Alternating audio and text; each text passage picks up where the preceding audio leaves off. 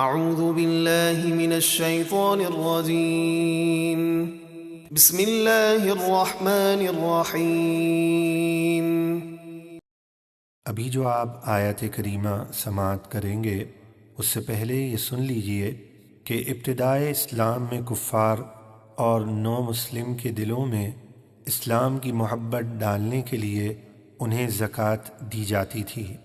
غلبہ اسلام کے بعد انہیں زکوٰۃ دینے سے منع کر دیا گیا، اب انہیں زکوٰۃ نہیں دے سکتے، چنانچہ ارشاد ربانی ہے انما الصدقات للفقراء والمساكين والعاملين عليها والمؤلفة قلوبهم وفي الرقاب والغارمين وفي سبيل الله وابن السبيل فریضة من اللہ واللہ علیم حکیم۔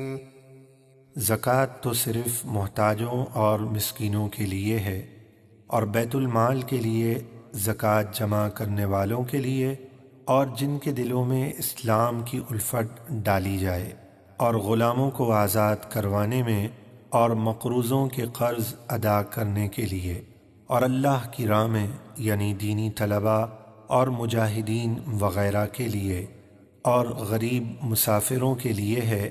یہ صدقات اللہ کی طرف سے فرض کیے ہوئے ہیں، اور اللہ علم و حکمت والا ہے۔ وَمِنْهُمُ الَّذِينَ يُؤْذُونَ النَّبِيَّ وَيَقُولُونَ هُوَ أُذُنٌ قُلْ أُذُنُ خَيْرٍ لَكُمْ يُؤْمِنُ بِاللَّهِ وَيُؤْمِنُ لِلْمُؤْمِنِينَ وَرَحْمَةٌ لِلَّذِينَ آمَنُوا مِنْكُمْ وَالَّذِينَ يُؤْذُونَ رَسُولَ اللَّهِ لَهُمْ عَذَابٌ أَلِيمٌ۔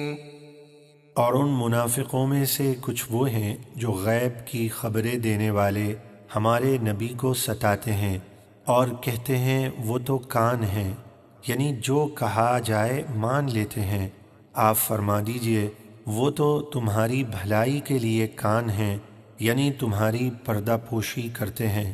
وہ اللہ پر ایمان رکھتے ہیں اور مسلمانوں کی بات پر یقین کرتے ہیں، اور تم میں سے جو مسلمان ہیں ان کے لیے رحمت ہیں، اور جو لوگ اللہ کے رسول کو ستاتے ہیں ان کے لیے دردناک عذاب ہے۔ يحلفون بالله لكم ليرضوكم والله ورسوله أحق أن يرضوه إن كانوا مؤمنين۔ اے مسلمانوں، منافقین تمہارے سامنے اللہ کی جھوٹی قسمیں کھاتے ہیں تاکہ اپنی بے گناہی ثابت کر کے تمہیں راضی کر لیں، حالانکہ اللہ اور اس کے رسول کا حق زیادہ تھا کہ فرما برداری کر کے انہیں راضی کرتے اگر ایمان رکھتے تھے۔ أَلَمْ يَعْلَمُوا أَنَّهُ مَنْ يُحَادِدِ اللَّهَ وَرَسُولَهُ فَأَنَّ لَهُ نَارَ جَهَنَّمَ خَالِدًا فِيهَا ذَلِكَ الْخِزْيُ الْعَظِيمُ۔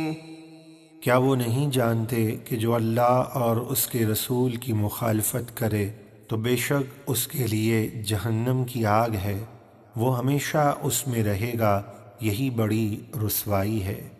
يحذر المنافقون أن تنزل عليهم سورة تنبئهم بما في قلوبهم قل استهزئوا إن الله مخرج ما تحذرون۔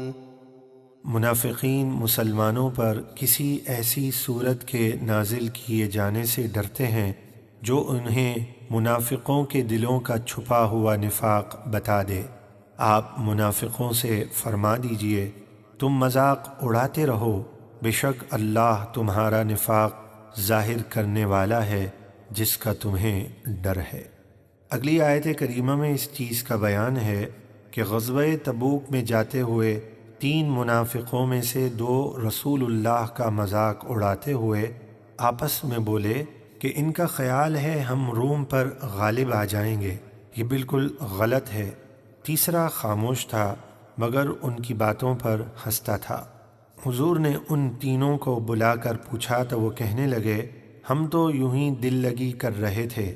اس پر یہ آیت کریمہ نازل ہوئی، چنانچہ ارشاد ربانی ہے وَلَئِن سَأَلْتَهُمْ لَيَقُولُنَّ إِنَّمَا كُنَّا نَخُوضُ وَنَلْعَبُ قُلْ أَبِاللَّهِ وَآيَاتِهِ وَرَسُولِهِ كُنتُمْ تَسْتَهْزِئُونَ۔ اور اے محبوب اگر آپ ان سے مذاق کے بارے میں پوچھیں تو وہ کہیں گے ہم تو یوں ہی ہنسی کھیل کر رہے تھے۔ آپ فرما دیجئے کیا تم اللہ اور اس کی آیتوں اور اس کے رسول کے ساتھ مذاق کرتے ہو؟ لا تعتذروا قد كفرتم بعد ایمانکم ان نعف عن طائفة منكم نعذب طائفة بأنهم كانوا مجرمین۔ بہانے نہ بناؤ، بے شک تم ایمان کا اظہار کرنے کے بعد کافر ہو چکے، یعنی اب گستاخی کے بعد عذر قبول نہیں۔ اگر ہم تم میں سے کسی کو اس کی توبہ کی وجہ سے معاف کر دیں تو دوسروں کو ضرور عذاب دیں گے، اس لیے کہ وہ مجرم تھے۔